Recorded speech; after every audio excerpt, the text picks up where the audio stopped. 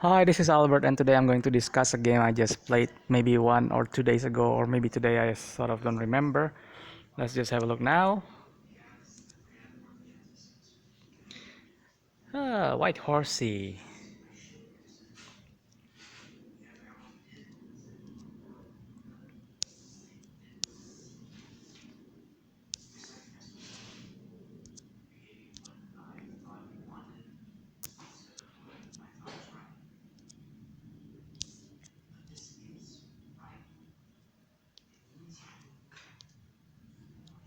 Let's just have a look now. I don't remember which one is actually good, but I think we can have a look at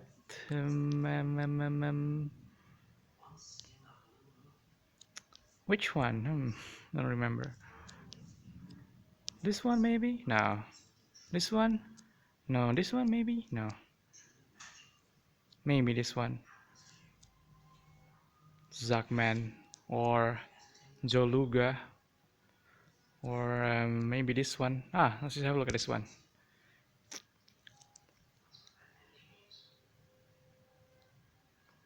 No, this one is not good.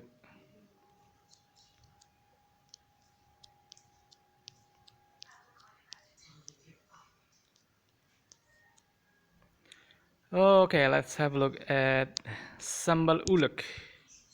Oh yeah, I just did that. For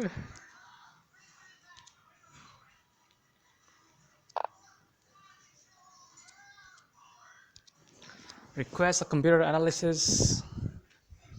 Who turns the TV on? Okay, let's turn it off.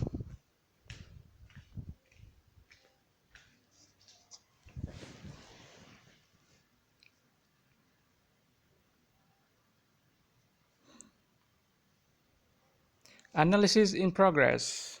I don't know how many minutes it will take from here.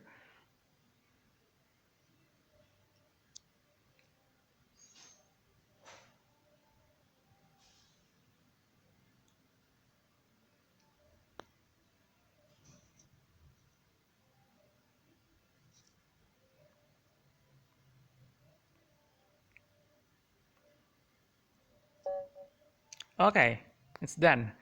So in this game, we have both makes a lot of mistakes and inaccuracies, but we did not make any blunders.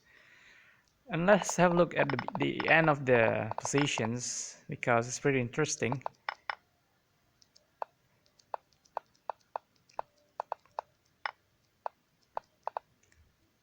Okay.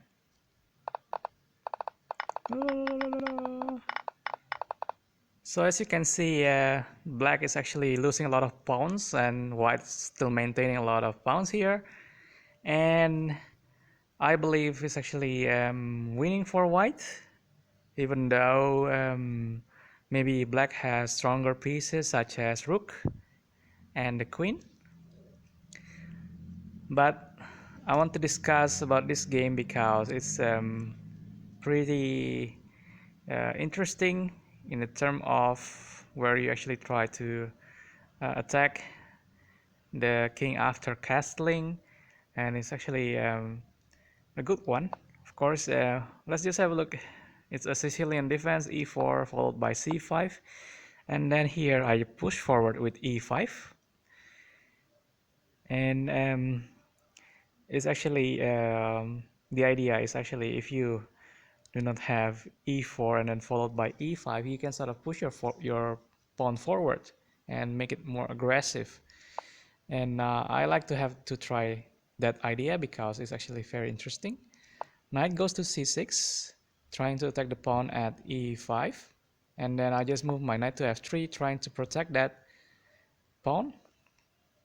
And then e6, which I like because the pawn at e5 is actually hindering black's pawn to move forward, and I think it's pretty strong. And as long as I can back the pawn up, it's actually very good to delay black's development. b3. The idea is actually to fianchetto my bishop, my dark square bishop, which is the white's dark square bishop, to protect the pawn at e5.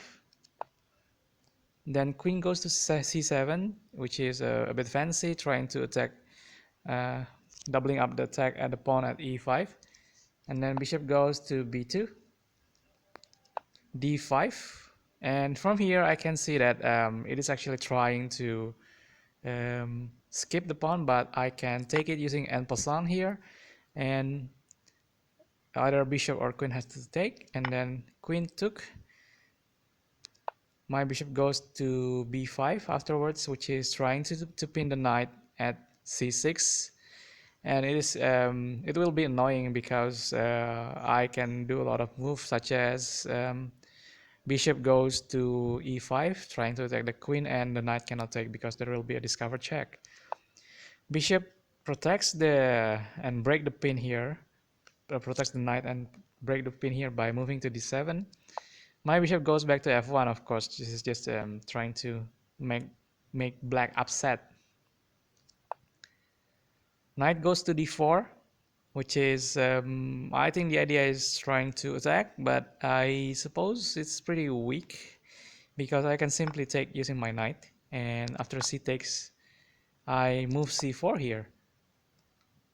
And here, actually, black didn't do any move such as en passant, which is available for it because my pawn just moves 2 squares from the beginning, and there is a pawn at the 4th rank.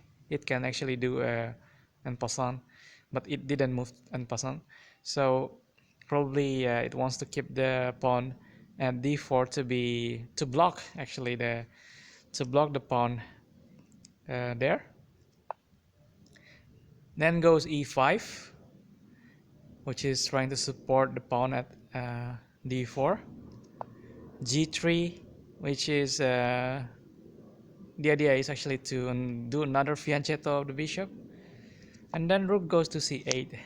I think it's actually trying to attack the open file there. Oh, by the way, my opponent names is actually SambalOelek. It's an Indonesian name, but I don't know if my opponent is an Indonesian as well or not. I am a citizen of Indonesia, but I don't really eat sambal that much. It's not good for your tummy. Bishop goes to c6, and I know this is trying to attack my bishop there. I simply move my queen to g4, which is trying to attack the pawn at the rook at c8. So if bishop takes, I just simply take the rook, and I can defend later on. Knight goes to e7, probably trying to defend, and I simply castle here, kingside. Bishop takes, oh no, bishop didn't take, h5, trying to kick back my queen. Queen goes to e2, and then here black takes the fianchetto bishop at g2, and then my king simply take back. Queen goes to, sorry, knight goes to c6, and I think this is a weird move for me because why not the queen goes to c6 and try to attack the king at g2. My queen goes to e4, bishop goes to e7, and probably black's idea from this, I can see that it probably wants to castle kingside, but it has a weakness because the pawn at h actually already moved two square forward, and this could be a sign of weaknesses, and one of the sign of weaknesses. And if I were black, I didn't want to castle to that direction, and probably it's just much safer to keep my king in the middle of in the center of the board instead of castling, because there's already a weakness from the pawn structure there. So but if white wishes to do so, whatever makes black happy, sorry, if black wishes to do so, whatever makes black happy, you know, that that can be utilized later on. So bishop here goes to a3, annoying the queen, and queen has to move, of course. It cannot take because it will lose material. And queen actually escapes to e6. I simply take the bishop behind it at e7. And then queen goes to e7. Rook goes to e1. And the idea is actually to probably the idea of moving the rook to e1 is actually to um, annoy and the king in the middle, and trying to sort of impose a threat of forking or pinning the queen or whatever that can make black scared. And here black decided to go castle kingside. Queen goes to f3 now, which is inviting black to move its pawn forward, but also the queen actually is trying to attack the pawn at h5, which black knows, and it moves its queen to g5, trying to protect the pawn at h5, as well as try to attack the pawn at d2. I simply move the pawn at d2 that is attacked to d3, and it's actually pretty good to pretty safe. H4 here. Now it's actually very tricky because I cannot take, because my pawn at g3 is actually pinned by the queen, and if I take, then my king is actually will be attacked, so I cannot take simply using the pawn. But if I just let it like that, then the pawn at h4 can take g3, and I simply take back using probably maybe the f pawn or maybe the h pawn, because all of the black pieces is actually in the middle of the board, not the side of the board, so it's actually pretty safe to sort of make the h file empty, and then later on I can just double up my rook and form a battery at h. But let's just have a look at things on how it goes. And I simply want to connect my rook first using my by moving my knight to a3, and then a6. Rook goes to e4 now, trying to attack the pawn at h4, and that the idea is actually to force black to make decision straight away, and actually it rushes black to make decision. If black makes rash decision, then it sort of can make a lot of conflicting priority, and it can make black blunder, I suppose. Here it simply try to I think it's the inaccurate move. It simply moves f5, trying to attack the rook at e4, but I simply take the pawn at h4, which is pretty weak. And from here I have a lot of ideas, such as bringing the other rook, or with the same pathway, which is going to e file and then trying to attack, or simply moving my rook to, or my queen even to battery, and then try to attack the king from the h file. And then knight goes to e7 here. I think the idea is actually to attack my rook later on by moving the knight to g6, and maybe even making a check by moving it again to f4. And I simply let that idea to happen, because I know that if that happens, I still can have a lot of fighting options, such as attacking the queen back, or doing some simple things such as trying to take any advantages of a lot of pieces that I coordinate on the king sides.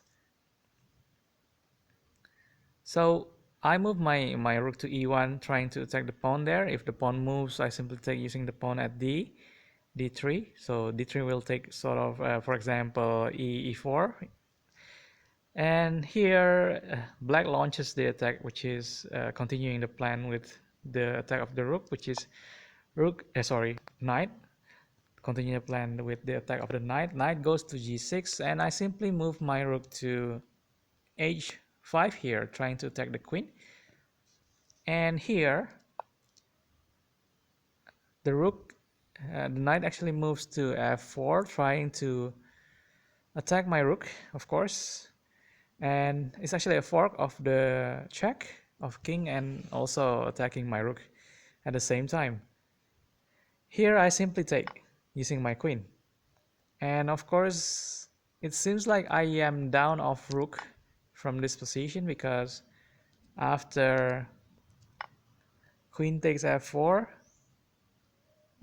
black's queen is actually taking h5, but I gain a lot of material by taking pawn, and actually it's worthwhile. So my rook takes e5 here, and then see g5. I don't really like that idea for black because it's actually weakening the king side, and simply it doesn't actually address the issue here, which is the exchange of material. So there is no direct attack, and if there is no direct attack straight away that you can see, you sort of have to mount up on materials, and in order to be able to build up your strength later on.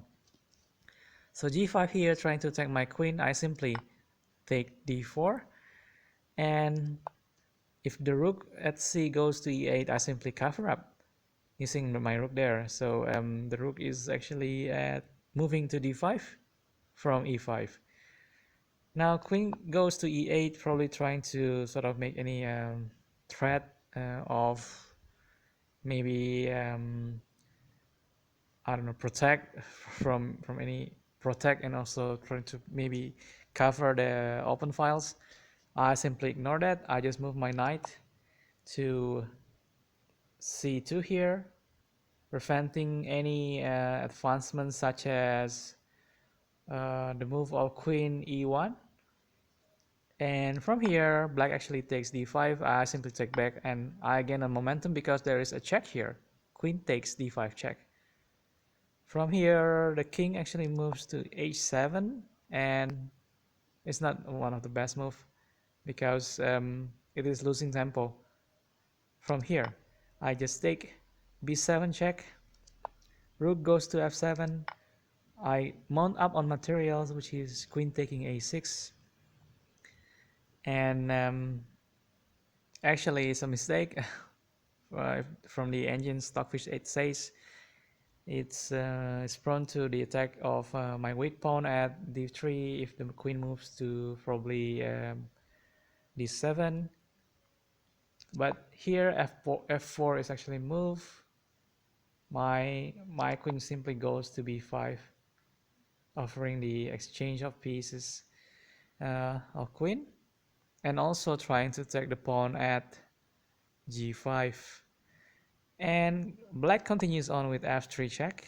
I feel safe to move my king to g1 because there will be no advancement and of for example, queen goes to e1. But it's actually pretty scary because um, the queen can go to e2, and if the queen goes to e2, my knight is actually under fire, and if it's under fire, then I have to sort of move somewhere, and if my knight moves, then I simply can get checkmated by the queen goes to e1. But fortunately, black is running out of time there, so that's actually the end of the game, and I sort of gain a lot of points. Well, probably from this game I sort of make a lot of mistakes as well, but let's just have a look at the end of the game. What happens if actually queen goes there? What I should do is actually, yes, I still can cover up using my knight. Yes, my knight can go there, and if queen takes, so my knight can go to e3, and if there will be no direct or imminent threat there, and it is suggested that the queen go, sorry, oops, queen goes to take a2, and I simply can move on by probably, I don't know, maybe taking this here or do something else. But yes, probably the most interesting lesson here is actually on attacking the king side of your opponent by moving your pieces forward and doing it at the right time, and actually trying to sort of wait if the opponent's move actually is pretty much dubious, and you can sort of utilize um, the mistakes of your opponent by moving your piece correctly. For example, this one, I believe this is pretty strong, and yes, this is actually interesting because even though our kings are castled kingside, both of them, but I think it's important to bring a lot of your pieces and coordinate them to make a meaningful and actually powerful attack. Otherwise, if your pieces are not active, then it's going to lose a lot of materials and tempo.